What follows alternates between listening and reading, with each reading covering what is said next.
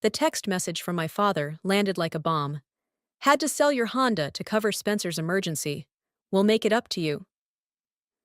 Just like that, my car, the one I'd spent 3 years saving for while working 2 jobs, was gone. My hands trembled as I gripped my phone, fighting back tears in the middle of my office break room. My name is Andrea, and at 27, I thought I was past being surprised by my family's capacity to disappoint me. I was wrong. He did what? Ainsley's voice crackled through my phone as I paced the parking lot where my car should have been. That's not even legal. Did he forge your signature? The title was still in his name, I said, my voice hollow. He never transferred it after I paid him back. Said it was easier for insurance purposes. Call the police. And report what? That my daddy sold his own car? I kicked a loose piece of gravel, watching it skitter across the asphalt. Besides, you know how this goes.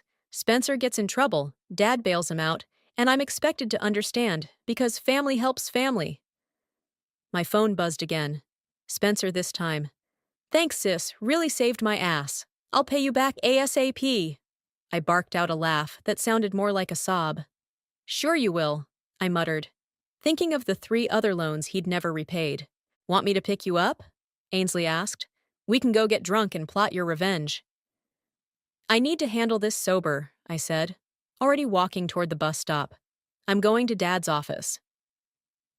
20 minutes later, I stood in front of Barrett Morgan Financial Services, straightening my blazer. The receptionist's eyes widened when she saw me. Andrea, your father's with a client. I pushed past her, my heels clicking against the marble floor as I marched toward his office. Through the glass walls, I could see him laughing with some suit-clad investor.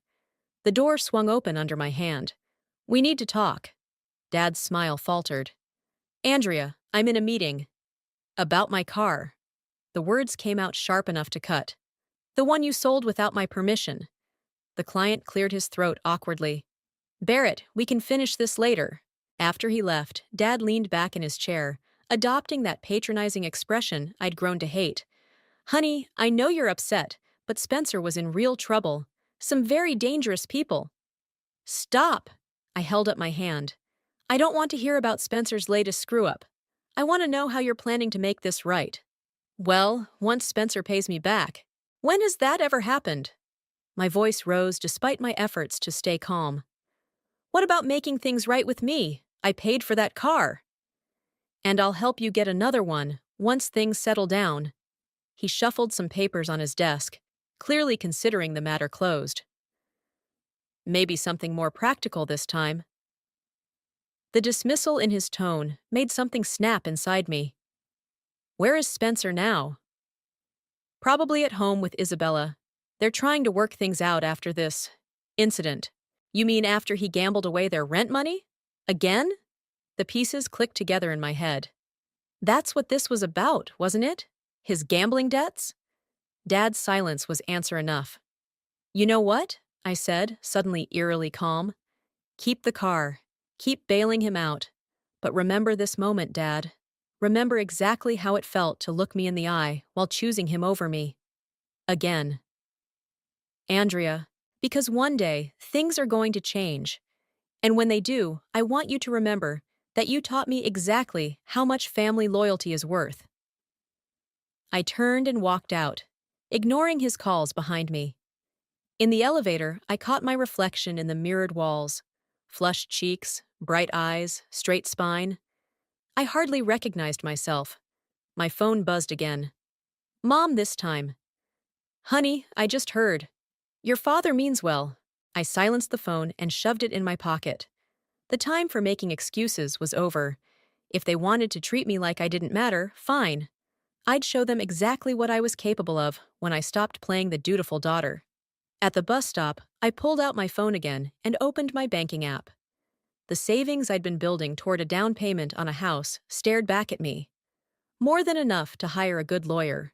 Time to make some changes, I muttered, already drafting an email to schedule a consultation.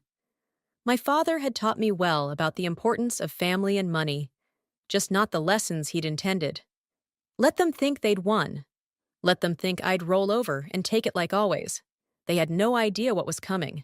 The local library's genealogy section was eerily quiet as I spread out old property records across the wooden table. 3 days had passed since my car disappeared, and I'd called in sick to work, determined to find something, anything I could use. You really think there might be hidden assets? Ainsley whispered, scrolling through her laptop. She'd taken the afternoon off to help me dig through records. Dad's always been weird about the family history, I said, squinting at a faded deed. Every time Mom brought up selling the lake house, he'd get all mysterious and say there were complications. Speaking of complications, Ainsley turned her screen toward me. Your brother just posted on Instagram. He's at some casino with Isabella. I clenched my jaw. Of course he is. Probably spending whatever's left from selling my car. Want me to key his motorcycle? Because I totally will. No, I said, though the offer was tempting. I need something bigger. Something that'll make them both realize. I stopped, staring at a document dated 1952. Wait, look at this. Ainsley leaned over. The Riverside Estate? Never heard of it. That's because it's listed under my great-grandmother's maiden name. I pulled out my phone, Googling the address. It's this massive Victorian house just outside town. I remember Dad pointing it out once when I was little, saying it was part of our heritage. And according to this, it passed down through the female line, which means, holy shit. Ainsley's eyes widened. You think you might have a claim to it? Before I could answer, my phone buzzed. Mom's face appeared on the screen. I hesitated, then answered. Andrea, are you coming to dinner tonight? Your father wants to talk. Can't, Mom. Working late. The lie came easily now. He feels terrible about the car. He's trying to figure out how to make it up to you. By letting Spencer gamble away more money? The words came out sharper than intended. Your brother's going through a rough time. Aren't we all? I cut her off, noticing other library patrons glancing our way. Look, I have to go. I'll call you later. Ainsley waited until I hung up. You know what you need? A lawyer, a good one, who specializes in property law. I can't afford. Actually, she interrupted, turning her laptop again. You can. I found someone perfect. Archer Ortiz. Young, hungry for cases, and has a thing for digging up old property claims. His consultation fee is reasonable, too. I studied the professional headshot on the law firm's website. Archer looked competent, with kind eyes and a no-nonsense expression. What's the worst that could happen? Ainsley pressed. You waste a consultation fee and find out there's nothing there? At least you'll know? 2 hours later, I sat in Archer's office, watching him review the documents I'd found. Interesting, he murmured, adjusting his glasses. Very interesting. The property transfer clause is unusual for that time period. Your great-grandmother was quite forward-thinking. So there might be something here? He looked up, and I caught a glint of excitement in his eyes. More than something. Based on these records, you have a legitimate claim to the estate. The property's been in legal limbo since your grandmother's death, but the inheritance clause is clear. It passes to the eldest female descendant. That's me, I whispered. That's you, he confirmed, though there are complications.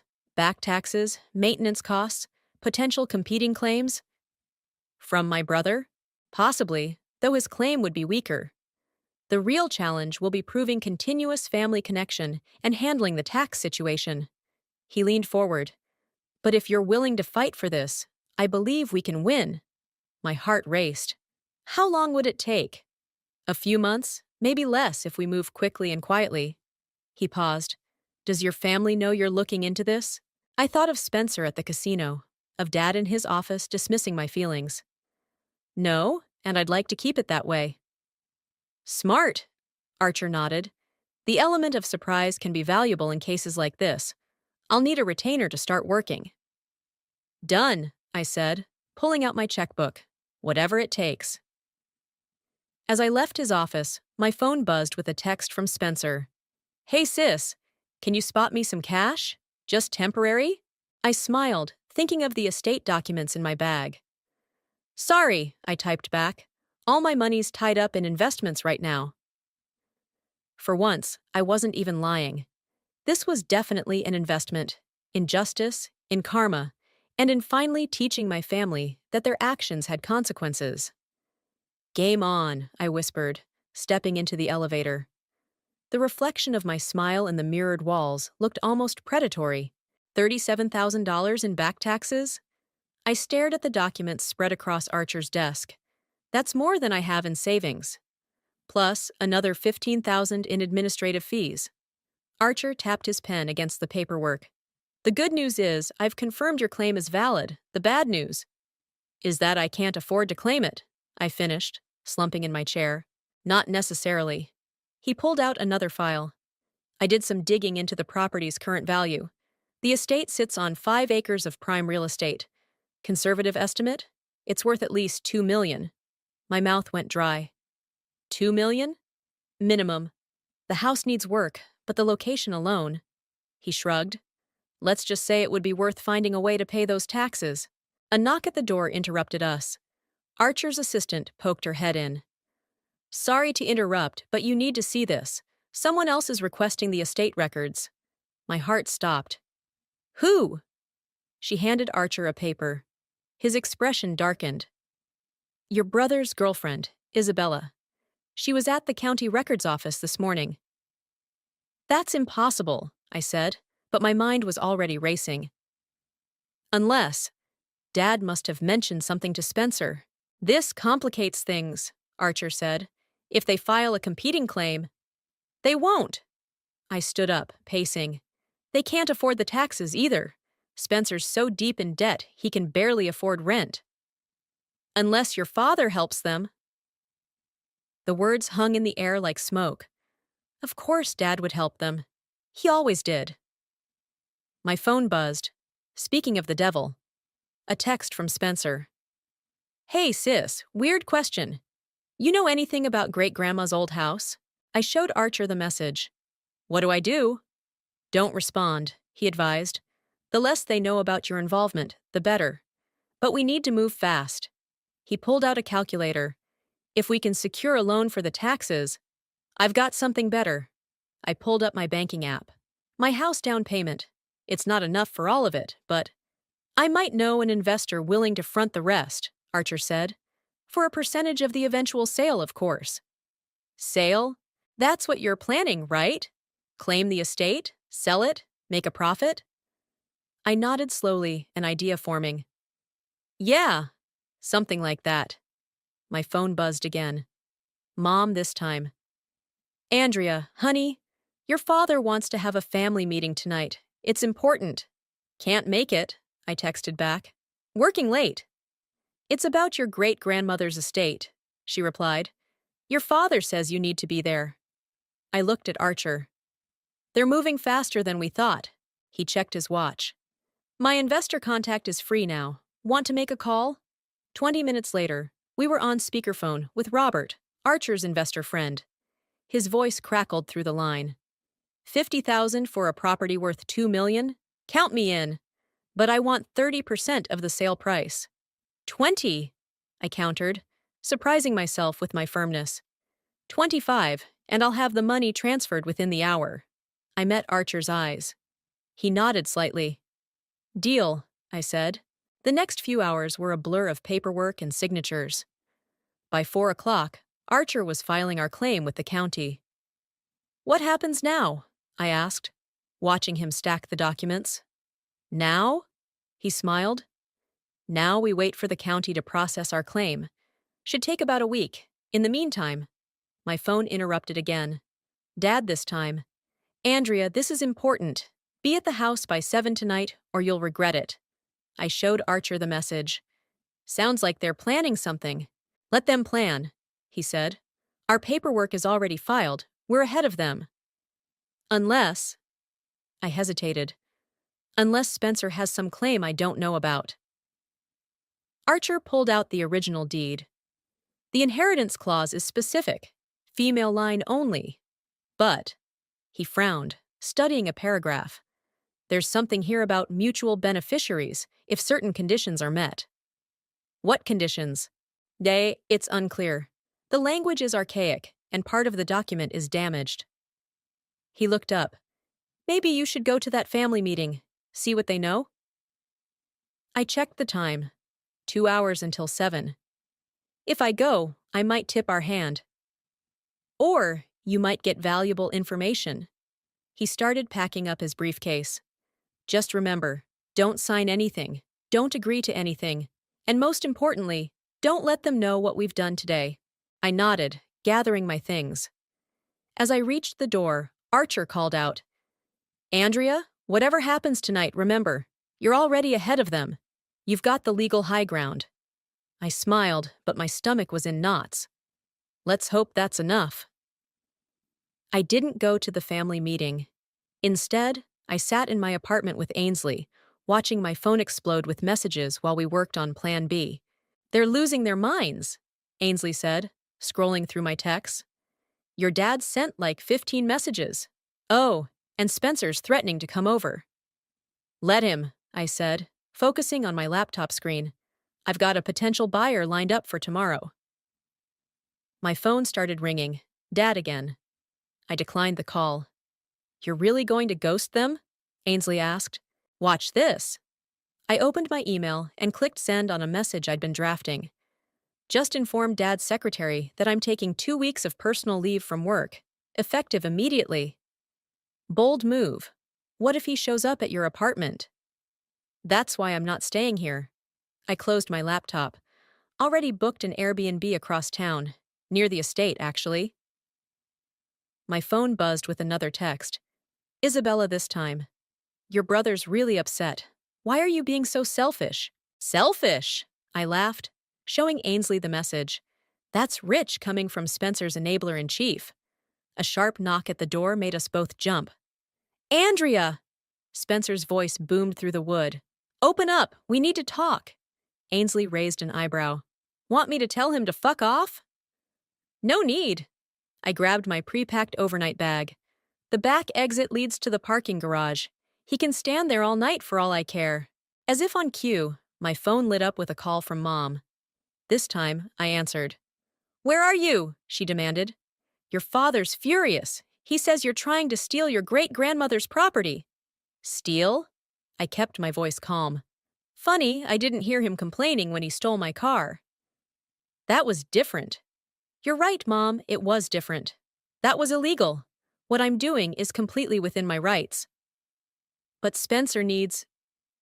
I have to go. I cut her off. My lawyer's calling. It wasn't entirely a lie. Archer had just texted, Buyer confirmed for 10 a.m. tomorrow. Bring ID and all documentation. The next morning, I sat across from Maria, a real estate developer with sharp eyes and a sharper suit. Archer sat beside me, reviewing the preliminary agreement. $2.5 million, Maria said, sliding the offer across the table. As is, no inspections required. I'll handle all renovation costs. I tried not to let my shock show. That was $500,000 more than we'd expected. The location is perfect for my new project, she continued, but I need to move fast. Today's offer expires at noon. Archer cleared his throat. My client needs assurance about the payment structure. Full amount in escrow by end of day, Maria replied. Released as soon as the title clears. Speaking of which, she glanced at her watch. I heard rumors about another potential claim. No valid claims exist, Archer assured her. We've verified the inheritance clause thoroughly. My phone vibrated. Dad again. You're making a huge mistake. That property belongs to the whole family. I turned the phone face down. I'm ready to sign. Maria smiled. Excellent. Though, she paused, reviewing a document. There is one small detail. The property's historical status requires any sale to be approved by all living descendants. A formality, really. What? I looked at Archer. You didn't mention this. It's a recent regulation, he said, frowning. But given your clear inheritance rights... I'll need signatures from all family members, Maria interrupted. By Friday, or I'll have to pursue other options. My heart sank. That's impossible. They'll never agree. Then make them agree, Maria said simply. 2.5 million is a lot of motivation. I'm sure you can figure something out. She stood, gathering her papers. You have until Friday. Don't waste my time.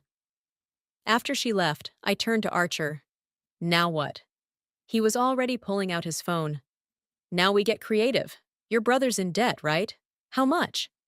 Last I heard, about 50,000. Why? Because, he said, a slight smile forming. I think it's time to buy some cooperation. How would you feel about helping your brother out of his gambling debts? You want me to bribe him? I want you to negotiate. There's more than enough money here to solve everyone's problems. He paused.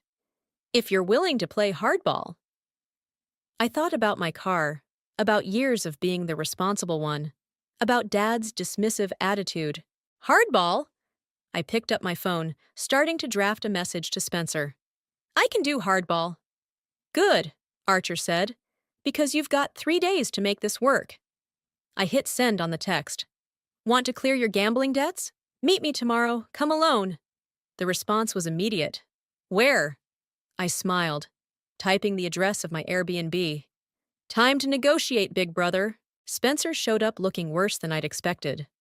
Dark circles under his eyes, rumpled clothes, that nervous energy I recognized from his previous rock-bottom moments. You look terrible, I said, letting him into the Airbnb. Yeah, well, loan sharks tend to have that effect. He paced the living room, running his hands through his hair. So what's this about? You said something about my debts? Sit down. I pointed to the couch. We need to talk business. Business? He laughed. Since when are you? 50,000, I interrupted. That's what you owe, right? To various unsavory characters? He stopped pacing. How did you? Doesn't matter.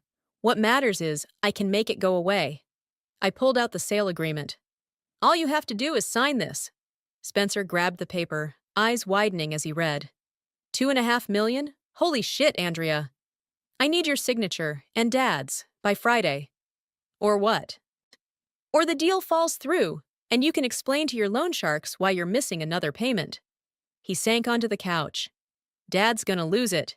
He's been talking about turning that place into some family legacy project. Dad lost his right to make decisions about my property when he sold my car. I sat across from him. Besides, his legacy project is just another way to keep control. You know that. Maybe, but... His phone buzzed. He checked it, face paling. Shit. Loan sharks? He nodded. Show me. He handed over the phone. The message was brief. Payment by Friday, or we visit Isabella next. They know where she lives? I asked. They know everything. He put his head in his hands. God, I really fucked up this time. Sign the papers, I said. I'll have the money transferred to clear your debts within hours. Just like that? Just like that, I paused. But Spencer? This is it. The last bailout. After this, you're on your own. He stared at the papers for a long moment. Then, without a word, he grabbed a pen and signed. Now help me convince Dad, I said. He's not going to... My phone rang. Mom's name flashed on the screen. Andrea? Her voice was shaking. You need to come home, now. What's wrong? Your father. He had a panic attack. He's okay, she added quickly. But the doctor says it was stress-related. He keeps talking about the estate, about losing everything. I met Spencer's eyes. He looked as guilty as I felt. We'll be right there, I said. At the hospital, Mom was waiting in the hallway. She hugged Spencer first, then, to my surprise, pulled me into an even tighter embrace. He's awake, she said. But Andrea, I need to tell you something first. She led me to a quiet corner. The estate. There's more to it than you know. Your father, he's been using it as collateral, for loans, for the business. My stomach dropped. What? He never thought anyone would claim it. He's been borrowing against it for years. If it sells... She wrung her hands. The business could go under. Why didn't he tell me? Pride, shame, pick one. She touched my arm. I'm not saying what he did was right. With the car, with any of it. But, but you want me to fix it, I finished. I want you to talk to him. Really talk. No more games, no more secrets. From either of you. Dad looked small in the hospital bed. His face lit up when he saw Spencer, then fell when he saw me. Come to finish me off? He asked weakly. No, I said, pulling up a chair. I came to negotiate. Andrea, let me finish. I know about the loans. Mom told me. I took a deep breath. So here's the deal. I'm selling the estate. But I'm willing to structure it in a way that lets you keep the business afloat. His eyes widened. You'd do that? On 3 conditions. First, you sign the sale papers. Second, you help Spencer get into real gambling addiction treatment. And third, you acknowledge publicly to the whole family that what you did with my car was wrong, and you make it right. The room was silent for a long moment. Finally, Dad reached for my hand. When did you get so strong? He asked softly. I've always been strong, I replied. You just never noticed. He nodded slowly. Bring me the papers. As I left to get them from my car, I heard him say to Spencer, Your sister's right. It's time we both got our acts together. I paused in the hallway, letting out a shaky breath. This wasn't how I'd planned it, but maybe Mom was right. Maybe it was time for all the games to end. The money's been transferred, Archer said, sliding the confirmation across his desk. Your brother's debts are cleared, your father's business loans are restructured, and, he smiled, there's still plenty left for you. I stared at the number on the paper. Even after everything, it was more money than I'd ever seen in my life. First things first, I said, pulling up a website on my phone. I'm buying back my car. The same one? Better. I showed him the listing. The dealer's holding it for me, picking it up this afternoon. My phone buzzed. A text from Spencer. First therapy session done. Feels weird, but thanks. Your brother doing okay? Archer asked. Better than expected. The treatment center's good. Isabella's being supportive. I paused. Dad's even covering half the cost. Ah, speaking of your father. Archer pulled out another document. The business restructuring is complete. He can keep the company, though he'll be paying off those loans for a while. Good. I stood up. Time for the final piece. An hour later, I pulled into the dealership in my Uber. The salesman was waiting with keys in hand. She's all yours, he said, gesturing to the sleek black BMW. Want to take her for a spin? The leather seat felt like victory as I adjusted the mirrors. My phone buzzed again. Dad this time. Coming to dinner tonight? He asked. Your mother's making your favorite. Wouldn't miss it, I replied. And I'm bringing dessert. I had one more stop to make first. The storage facility was on the outskirts of town, its rows of orange doors baking in the afternoon sun. Unit 247 rolled up with a satisfying clang. Inside sat my old Honda, dusty but undamaged. Dad had stored it here after the sale, unable to actually get rid of it. Another thing he'd confessed in the hospital. I ran my hand along its familiar hood. Thanks for everything, old friend. Back home, I changed for dinner, taking extra care with my appearance. This wasn't just any family meal. This was the beginning of something new. Mom opened the door before I could knock. Andrea, is that a new car in the driveway? Part of my fresh start, I said, hugging her. Where's everyone? Living room. Spencer and Isabella are already here.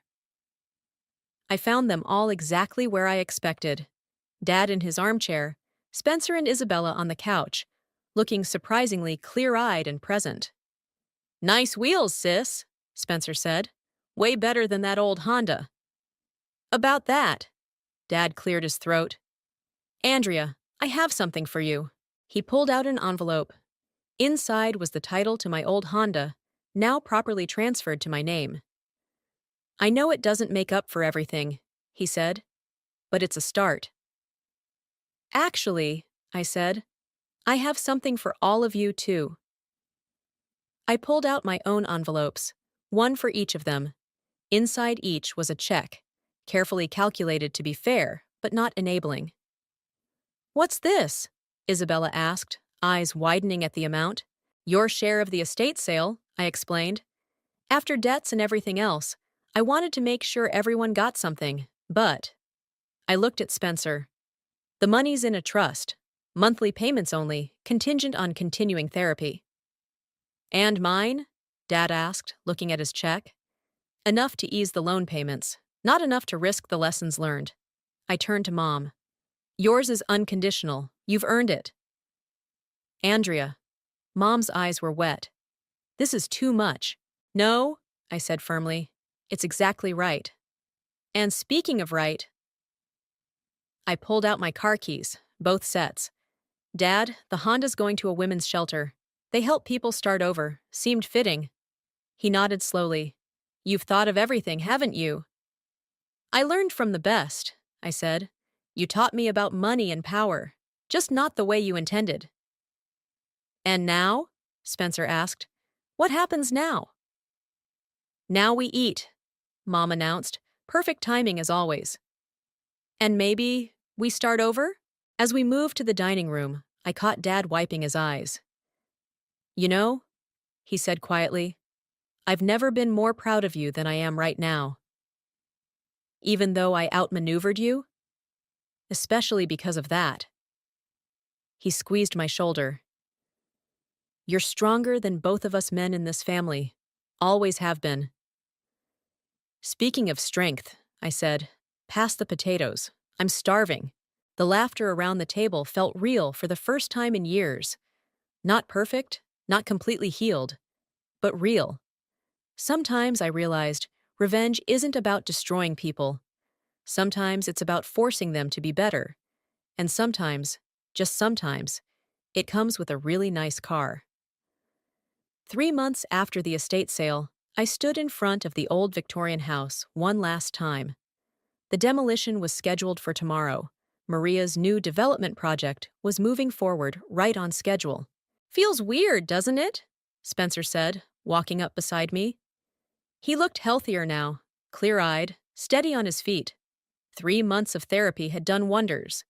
Yeah, I admitted, but good weird. Remember when Dad used to drive us past here? Tell us all those stories about great-grandma? The fearless matriarch, I quoted, mimicking Dad's dramatic tone. Who built an empire from nothing? Turns out he was right about that part. Spencer kicked at a loose stone. Just not the way he thought. My phone buzzed. A text from Isabella. Meeting still on for lunch. Big news to share? Your girlfriend's getting impatient, I said, showing him the message. He grinned, patting his jacket pocket. Yeah, well, proposing tends to make people nervous. What? I grabbed his arm. You're going to… Assuming you approve? He pulled out a small velvet box. After everything, felt right to ask you first. I opened the box. The ring was modest but beautiful, exactly Isabella's style. You used the trust money for this? Nope. His chest puffed up slightly. Saved it from my new job. Turns out accounting is actually interesting when you're not gambling away the profits. Look at you, all grown up. I punched his arm lightly. Dad knows? Telling him tonight. Mom's already planning the wedding in her head. Another car pulled up, Dad's Mercedes. He got out slowly, still moving carefully since the hospital. Thought I'd find you both here, he said, joining us at the fence. One last look? Something like that, I said. He stared at the house, hands in his pockets. You know, your great-grandmother would have approved of all of this. The sale? The way you handled it. Strong, smart, but fair. He turned to me. I found her old journals in the office. She was a lot like you. Dad. No, let me finish. I spent years trying to preserve some imagined legacy when the real legacy was right in front of me. He looked at Spencer. Both of you, in your own ways. Speaking of legacy, Spencer said, fidgeting with the ring box in his pocket. Dad's eyes caught the movement. Is that what I think it is? Maybe? Spencer pulled out the box. I was going to tell you tonight, but Dad's face lit up. Son, that's... Wait. He narrowed his eyes. You can afford this?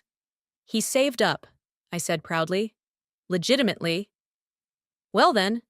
Dad cleared his throat, clearly emotional. I suppose we have something to celebrate.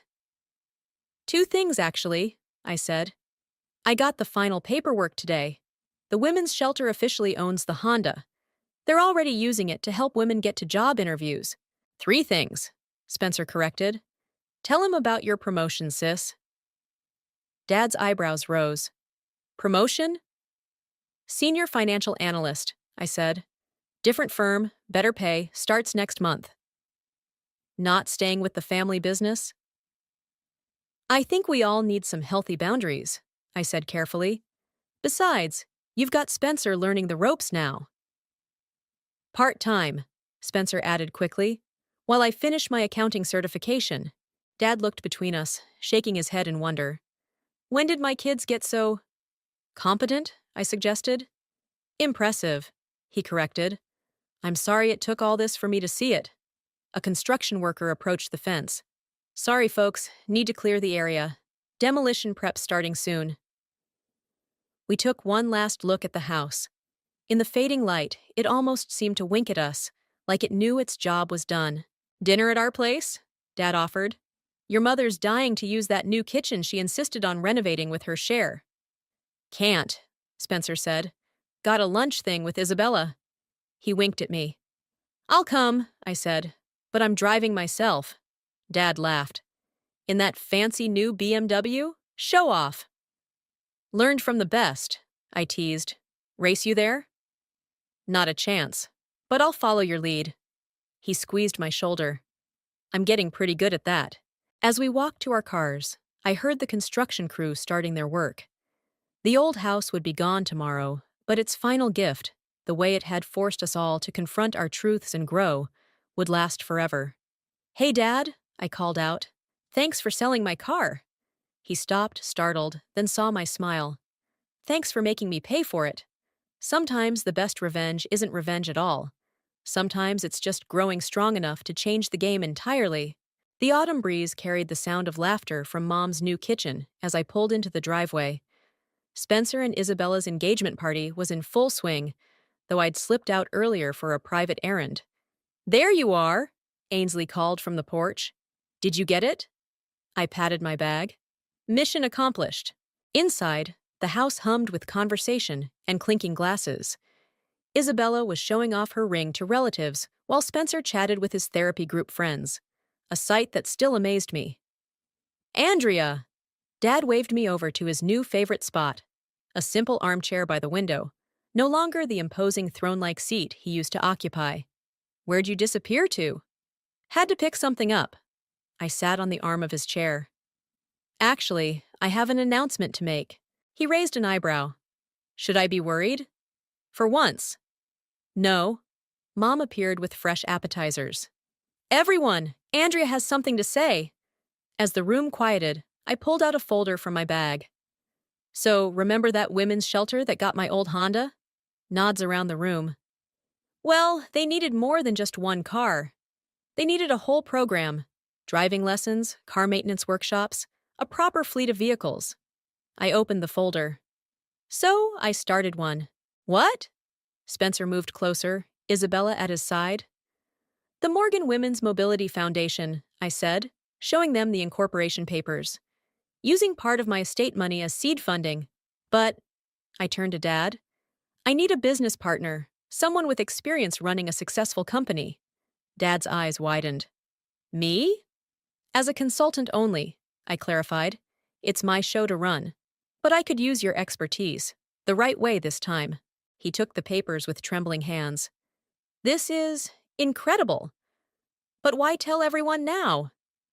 Because, I said, pulling out more documents, I want the whole family involved. Mom's great at organization. Spencer's got his accounting skills. Isabella's amazing with people. I handed out role descriptions I'd drafted. If you want to be part of it, that is. Part of it? Mom wiped her eyes. Honey, you're building a legacy, a real one. Better than some old house, Spencer added. Ha, speaking of the house, I pulled out my phone, showing them Maria's latest email. The developer found something during demolition, a hidden room with more of great-grandma's journals. What did they say? Isabella asked. Haven't read them yet. Thought maybe we could do it together? I looked at Dad. Learn about our real family history? He nodded, emotion clear on his face. I'd like that. First entry? I pulled out one journal, already bookmarked. It's about her car. Apparently, Great-Grandpa tried to sell it to cover his brother's debts. No way, Spencer laughed. Way. Want to know what she did? Tell us. Isabella leaned forward. She took both their cars, sold them herself, and used the money to start her first business venture. I grinned at Dad. Sound familiar? He shook his head, chuckling. So that's where you get it from. The best part? I continued.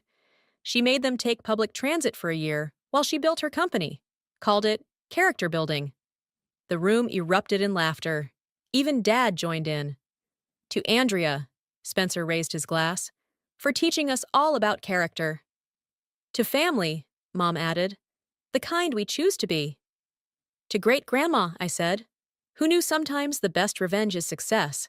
Later, as guests began to leave, Dad pulled me aside. You know, I kept one of your car's old parking tickets. Framed it in my office. Why? To remind me of the day my daughter outmaneuvered me. Best business lesson I ever learned. He hugged me. I'm so proud of who you've become. Even though I'm not following your path? Because you made your own. That's what real legacy looks like. Mom called us for cleanup duty, and as we all pitched in, Spencer and Isabella washing dishes, Mom directing traffic, Dad and me handling leftovers, I realized something profound. This was what I'd really won. Not money or property or even revenge. I'd won my family back, not as they were, but as they could be. Better, stronger, more honest. Hey, sis, Spencer called from the sink. Remember when you said game on? Yeah? He smiled. Game over. You won. No, I corrected, looking around at my transformed family. We all did. Sometimes the biggest victories come not from defeating your opponents, but from changing the game so completely that everyone has a chance to win. And sometimes, just sometimes, the car that drives you forward isn't the one in your driveway. It's the one that carries your whole family towards something better.